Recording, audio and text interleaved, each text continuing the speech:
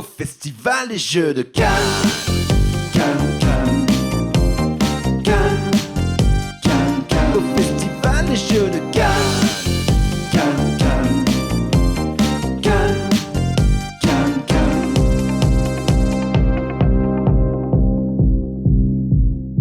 On a eu un petit problème et donc du coup comme hier on a eu le sosie de Bruno Cathala, on a décidé de reprendre à nouveau le sosie de Bruno Cathala, Charles n'ayant pas pu venir. Bruno Cathala, bonjour. Oui, bonjour.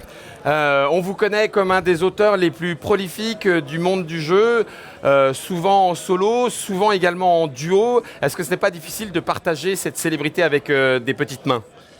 Oui, en fait, c'est un peu pénible, on peut le dire, mais on s'y fait avec l'habitude. Oui, c'est bon, Charles, viens.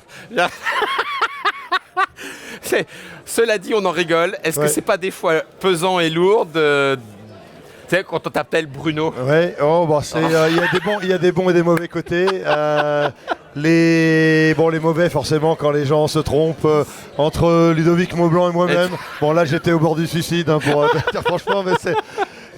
non, mais c'est les bons côtés, c'est évidemment Cannes. Là, on a eu des séances de dédicaces avec des queues.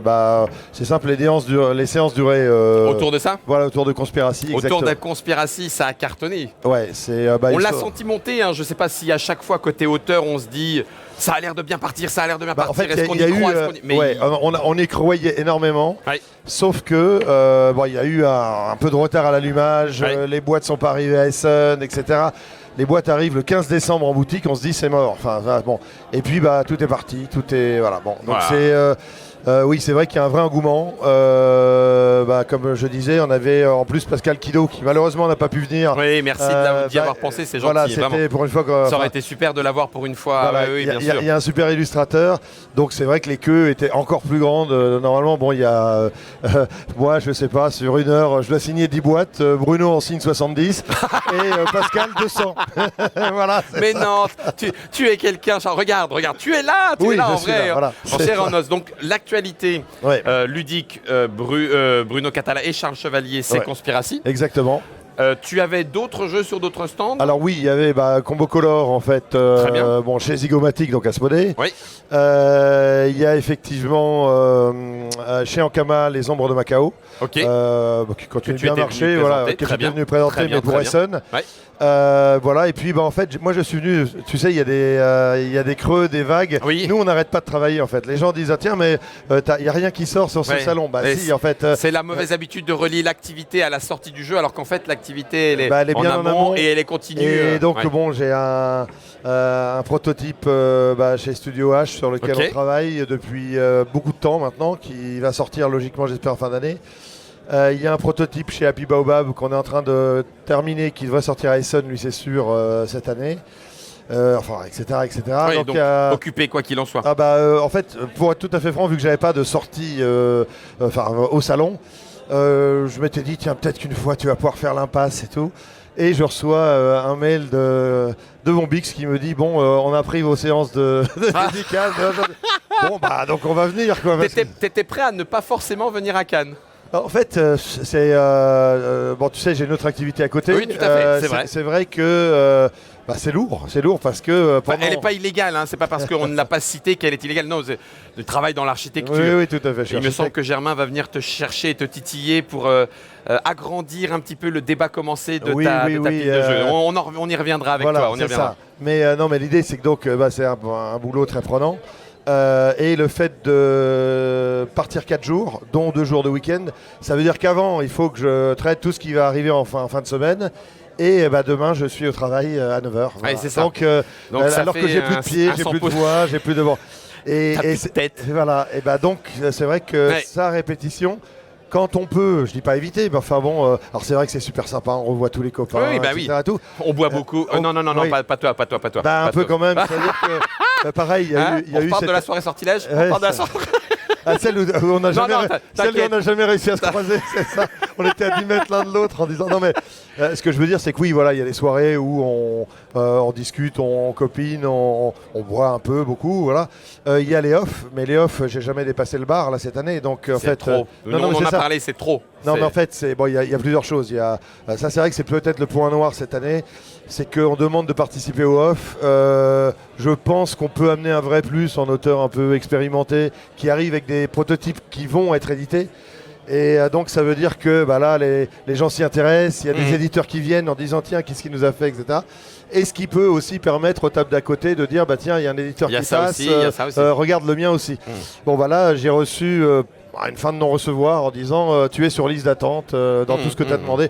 Bah, donc on n'y va pas, enfin on rentre pas avec les prototypes parce que voilà. Ouais. Donc ça veut dire que par rapport, puisque là l'objectif c'est de parler un petit peu de ton Cannes à toi, le Cannes 2020 entre guillemets aurait pu ne pas être. Oui tout à fait, oui. Et par rapport à ce qu'il pourrait être, tu as moins présenté, moins prototypé, tu as quand même eu des rendez-vous en dehors des dédicaces et tout ça. Alors ça c'est le problème, on va pas dire que c'est un problème, mais il fut un temps, il y a une dizaine d'années, je courais après les rendez-vous d'éditeurs.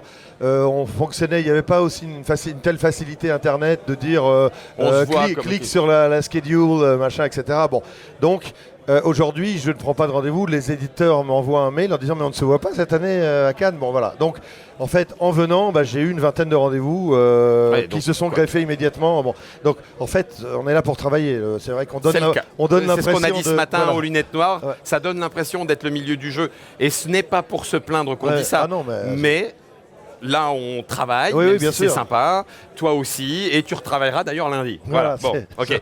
Non mais donc voilà, donc c'est un super Cannes parce que revoir tous les copains, avoir un jeu en ce moment vu le nombre de sorties, avoir un jeu qui se détache, ah oui, ça c'est sûr, qui remet au goût du jour son grand frère.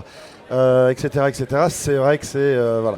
On a eu pas mal de questions aussi parce que Bruno avait parlé d'Abyss Wars et donc tout le monde est venu. Je pense que là c'est ça. Tout le monde vous attend au tournant. Vous allez devoir le faire. On a déjà commencé à le faire.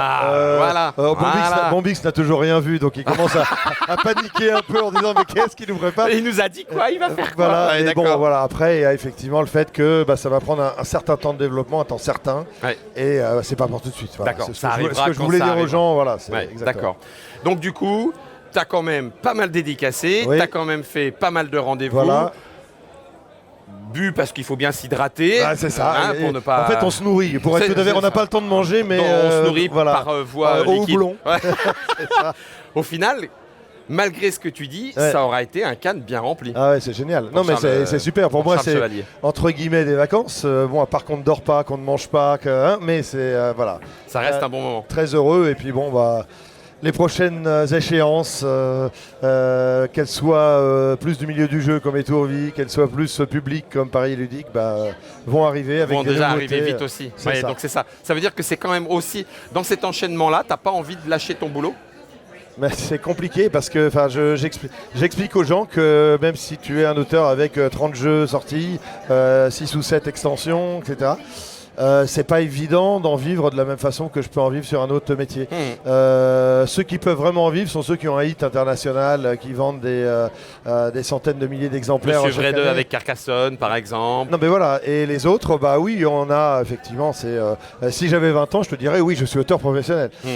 Bon, à 53, voilà, il me faut forcément quelque chose d'autre.